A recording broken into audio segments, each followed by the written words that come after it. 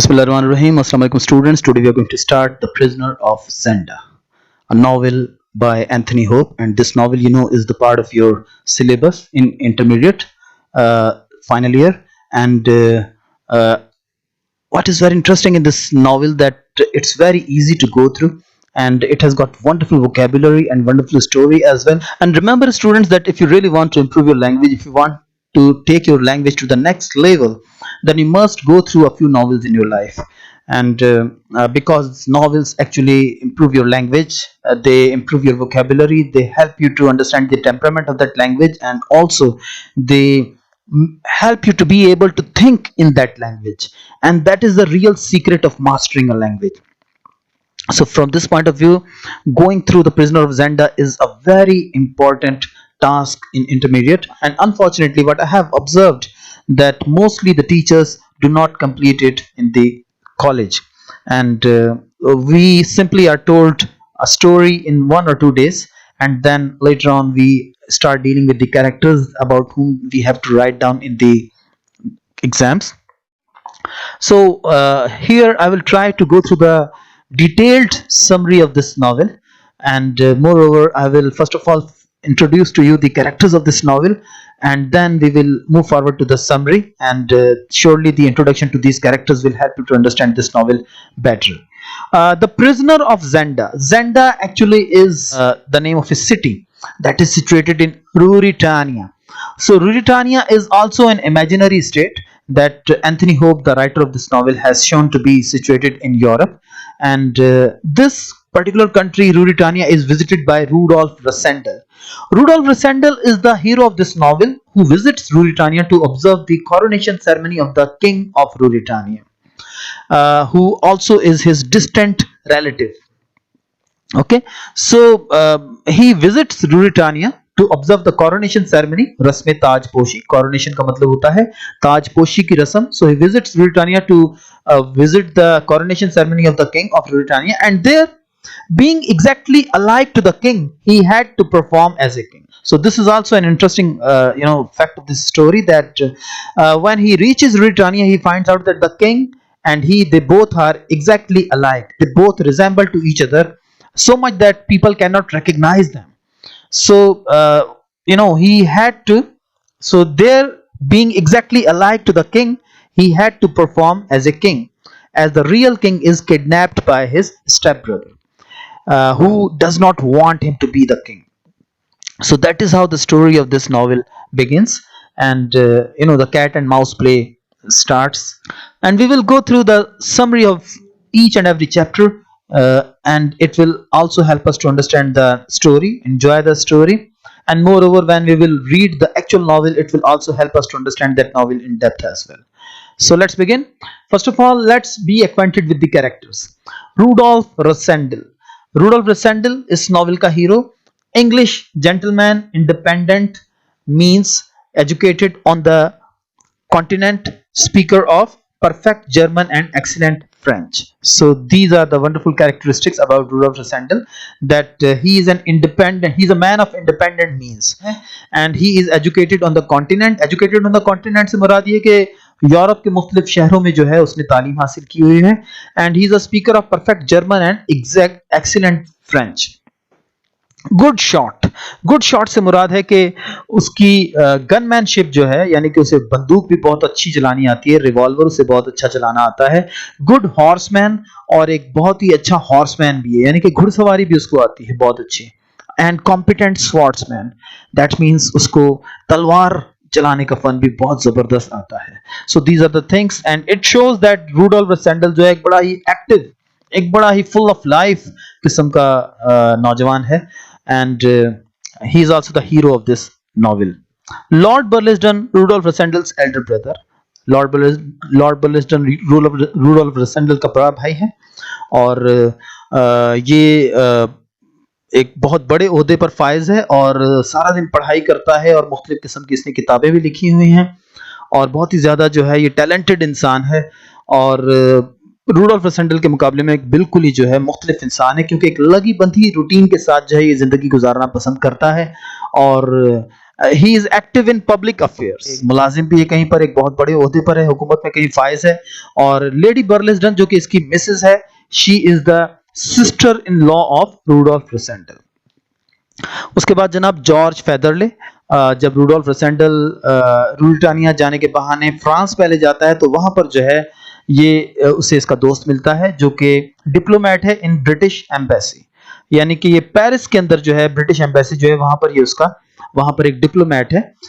बर्ट्रैम Bertrand, poet and journalist resident in Paris. और Bertram Bertrand जो है ये एक शायर है, और जब रूडोल्फ रसेंडल पेरिस जाता है तो वहां पर इससे मुलाकात करता है, और he is in love with Madame Antoinette de Mauban. Madame Antoinette de Mauban जो है एक बहुत ही खूबसूरत बेवा खातून है, जिससे कि बर्ट्रैंड जो है वो मोहब्बत करता है, और she is very rich as well, और बड़े बड़े लोगों के साथ उठना बैठना, उनकी पार्टीज में आना जाना उसको बहुत ज्यादा पसंद है, और हमेशा वो न्यूज में रहती है। So she is a handsome and rich widow aged about 30। King Rudolf of Ruritania, और किंग रूडोल्फ ऑफ रूरिटानिया जिसका नाम जो है रूडोल्फ एल्फबर्ग है, वो भी जनाब एक newly ascended to the throne king है, यानी कि अभी उसकी रस्म ताजपोशी होनी है, और उस ताजपोशी की रस्म को देखने के लिए ही रूडोल्फ रसेंडल रूरिटानिया जाता है, और फिर वहां पर जो है वो फंस जाता है। उसको बतौर बादशाह जो है वहां पर रूडोल्फ एल्फबर्ग की जगह, जो कि असल किंग होता है, उसकी जगह पर उसे वहां पर रुकना पड़ता है जब तक कि वो किंग रूडोल्फ को रिहा ना करवा ले विलन के पंजे से। प्रिंसेस फ्लेविया, एक और बहुत ही जबरदस्त किरदार इस नॉवेल का, princess Flavia, cousin of king Rudolf and immediate heir to the throne. Heir माने वारिस, तो किंग रूडोल्फ एल्फबर्ग के बाद जो वारिस है उस मुल्क की, रूरिटानिया के तख्त की, थ्रोन की, वो प्रिंसेस फ्लेविया है, और she is a beautiful lady and she is about to marry King Rudolf Elphberg. उसने किंग रूडोल्फ एल्फबर्ग से शादी भी करनी है। Michael Duke of Strelsau, Michael Duke of Strelsau is a half brother of king Rudolf, और ये जनाब जो है असल में विलन है इस नॉवेल का, और ड्यूक ऑफ स्ट्रेलसाउ भी इसको कहा जाता है। स्ट्रेलसाउ जो है वो रूरिटानिया की कैपिटल का नाम है, ठीक है, और माइकल जो है वहां पर बहुत ज्यादा पॉपुलर है, और खसूसन जो गरीब अवाम है जो कि वो चाहते हैं कि माइकल जो है वो रूरिटानिया का बादशाह बने, और जो हाई जेंट्री है मुल्क की वो चाहती है कि रूडोल्फ एल्फबर्ग ही जो है वो वहां का बादशाह बने। So not a legal heir to the throne because he is the son of the previous king's second and morganatic marriage.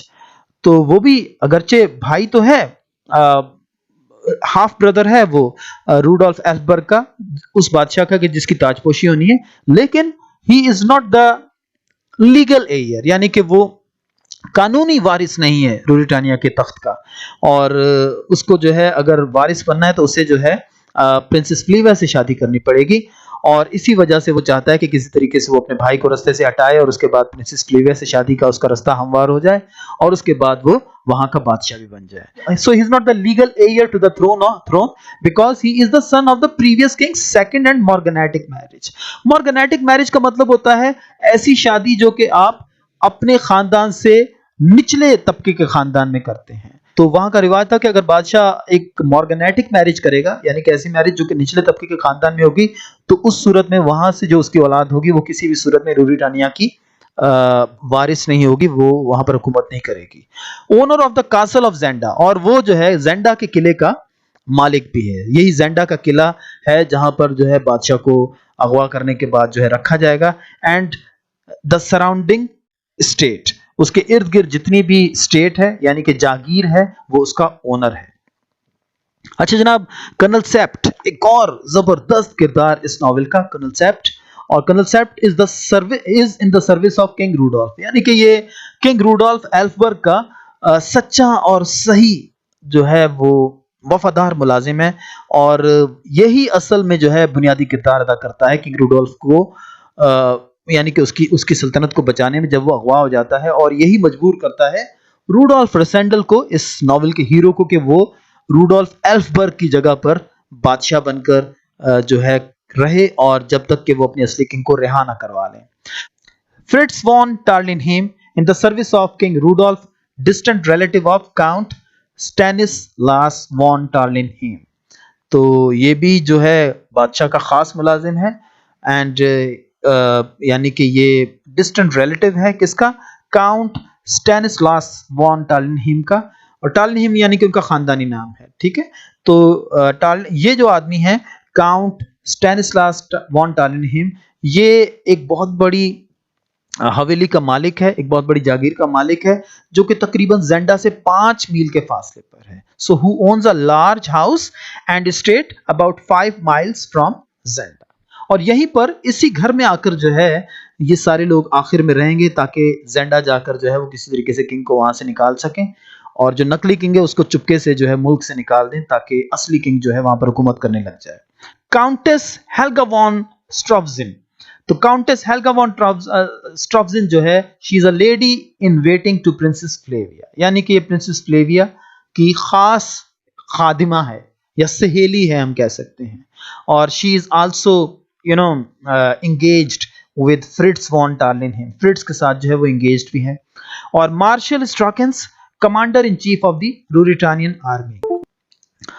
The six जो हैं ये इससे मुरादे 6 इंतहाई वफादार मुलाजिम किसके, ड्यूक ऑफ स्ट्रेलसाउ के, resolute and unscrupulous gentleman in the service of Duke of Strelsau, Duke of Strelsau की सर्विस में, उसकी खिदमत में जो है ये 6 खास जो है उसके आदमी हैं, जिससे कि पूरा यूं समझें कि स्ट्रेलसाउ पूरा रूरिटानिया उनसे डरता है, उनके नाम से कांपता है, because they are very unscrupulous. Unscrupulous का मतलब होता है ऐसा आदमी जिसे खुदा का कोई खौफ ना हो और वो कोई भी खतरनाक से खतरनाक काम या बुरे से बुरा काम जो है बगैर परवाह किए कर जाए। So this kind of people they are.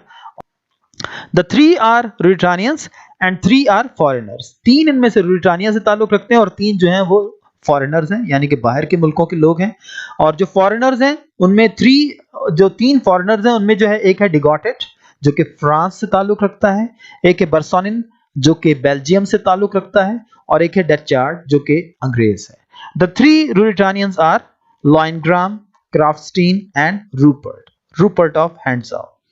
और रूपर्ट ऑफ हैंड्साउ जो है ये सबसे जबरदस्त यानी कि किरदार है इन 6 में से, बल्कि he is a real match to the hero.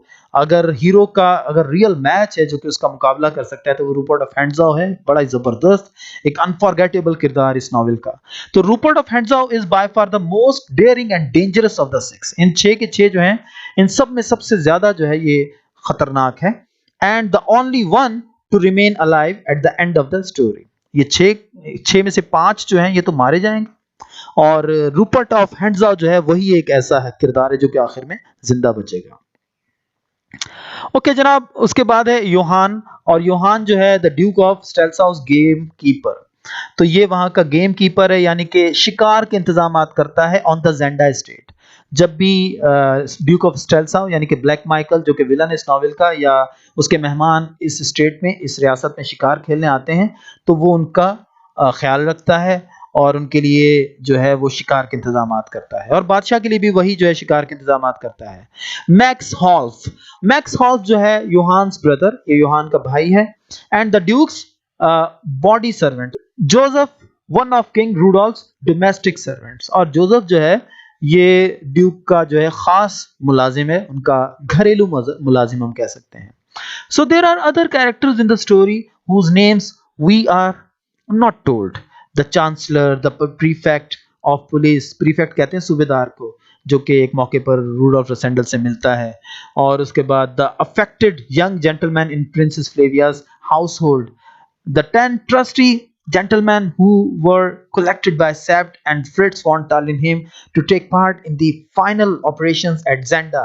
और ये 10 लोग भी हैं जो कि चुने जाते हैं, मोस्ट ट्रस्टवर्दी लोग हैं ये, और ये आखिर में जब टार्लेनहीम की स्टेट पर जाकर वो आखिरी मार्का करते हैं जिसमें वो बादशाह को बचाने की कोशिश करते हैं तो ये उनका साथ देते हैं। So we learn the name of only one, इनमें से सिर्फ एक का नाम हमें पता चलता है जनाब, और वो है Bernenstein when he is wounded, जब वो जख्मी हो जाता है, और the old lady keeping the hotel at Zenda and her 2 daughters.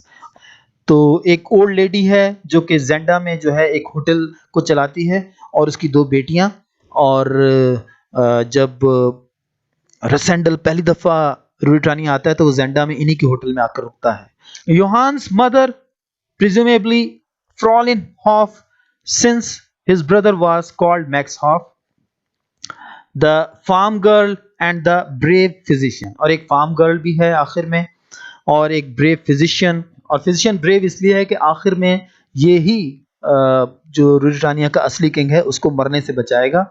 जब ड्यूक ऑफ स्ट्रेलसाउ के लोग देखेंगे कि अब तो हम बादशाह को किसी भी तरीके से नहीं यानी कि महफूज रख सकते, अपने पास नहीं रोक सकते, तो वो फैसला करेंगे कि हमें इसे मार देना चाहिए। और वहां पर ये फिजिशियन जो है वो उनके साथ लड़ेगा और अपनी जान दे देगा, लेकिन बादशाह को मरने नहीं देगा। Who died to save the king. So student, अब हम ग्रेजुअली इस नॉवल के चैप्टर्स की समरी पढ़ेंगे and this summary will also help us to understand this novel a great deal. और उसके बाद जब हम उसके कैरेक्टर्स के बारे में लिखेंगे, जिसके बारे में हमने लिखना है अपने एग्जाम्स में, तो हमें बहुत कुछ हमारे पास होगा इन कैरेक्टर्स के हवाले से लिखने के लिए।